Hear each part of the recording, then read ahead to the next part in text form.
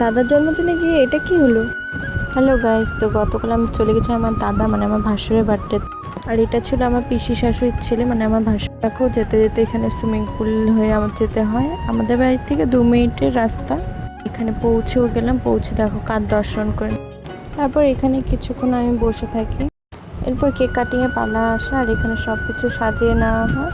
আর এখানে দেখতেই পাচ্ছ পিসি এবং বাড়ির সবাই এক এক করে দাদাকে আশীর্বাদ করে নিচ্ছিল। লোকজন বলা হয়নি, বাড়ির কয়েকজন সদস্য মিলে আয়োজন করা হয়েছিল।